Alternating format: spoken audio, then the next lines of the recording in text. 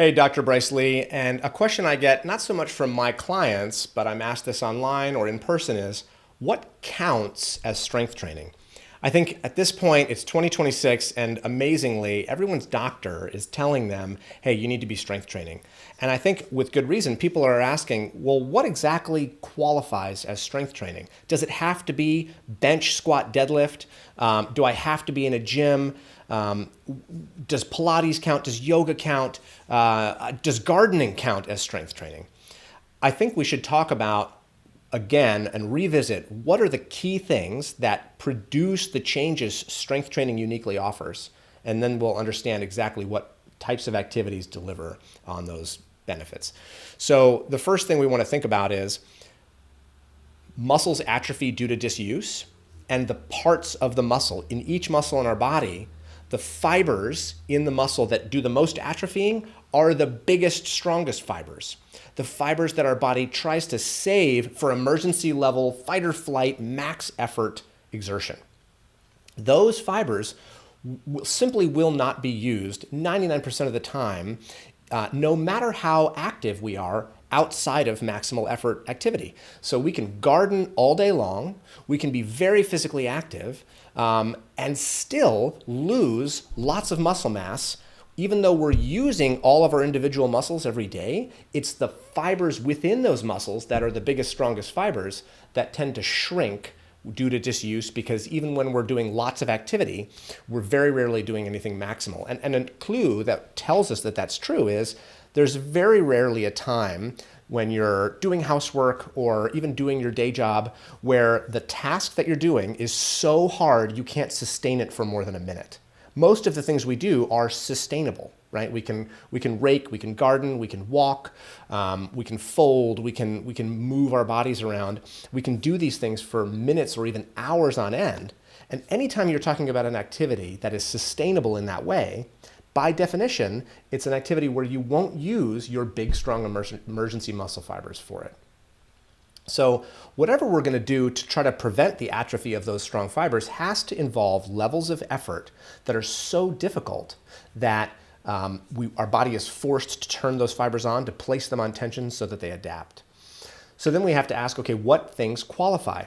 Any activity where you are truly pushing or pulling as hard as you can to where at the end of a set of exertion, it is maximal in effort, that qualifies. And so it can be the case that a calisthenic routine can qualify as strength training or Pilates or yoga, but typically what we're going to find is that it's only certain muscle groups that we have an easy time maximally recruiting when our body weight is the resistance. So if my body weight's the resistance and I'm doing a program at home, whether it's calisthenics like push-ups or pull-ups, or whether it's Pilates or yoga, what's typically going to happen is that my abdominal muscles might work hard. My upper body, which often we're in a position of support, where we're supporting our upper body and we have to support on one arm, my upper body might be challenged, but it's much more difficult. I won't say impossible, but much more difficult to maximally recruit the muscles in our thighs with a body weight at home routine, or even a supervised routine that doesn't involve external loads.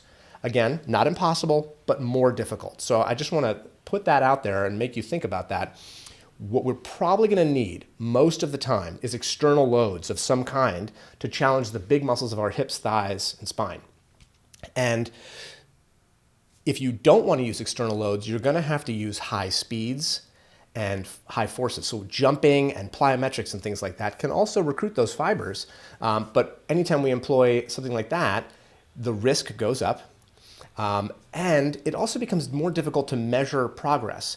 If I'm able to move a weight, slow and controlled, 5 seconds out, 5 seconds back, and I'm able to do 6 repetitions with 100 pounds this week, and then next week I add a pound and I'm able to keep the form identical and last a similar or greater amount of time, that's a measurable way of tracking progress, which makes strength training a sustainable venture, because now I can track my results over time and know whether what I'm doing is working. The further we get from that, the more variable and dynamic whatever I'm doing is. So for example, the more I'm jumping and skipping and doing plyometrics, the harder it becomes to quantify progress, which doesn't make it ineffective, but it does make it a little harder to quantify exactly what I'm doing. And eventually we get to a point where now, if I'm playing tennis, there's lots of plyometric activity, but it'd be very hard to look at my tennis workout this week and to be able to quantify what I did to my muscles with that workout. I hope that makes sense, that the more varied and mixed the activities become, the harder it is to know whether or not you adequately stimulated each muscle thoroughly. So many things can qualify, but once we get away from trackable, progressible, and loadable to where we can actually measure the increases in load that we're placing on our muscles and that we can push maximally, we're starting to drift away from strength training into healthy activity. It's healthy to do these other things, to perform other sports and varied movement and activity. It can be very healthy provided we mitigate our risk and avoid injury. But these things start to deviate from strength training because they no longer are quantifiable and they're not going to turn on the biggest, strongest muscle fibers that we really care the most about. I hope that answers your question. Strength training offers unique benefits. It's likely that you're going to want to use equipment and some tools that allow you to load your lower body muscles particularly. Please tune in next time for more frequently asked questions. Again, I'm Dr. Bryce Lee with StrengthSpace. Thanks.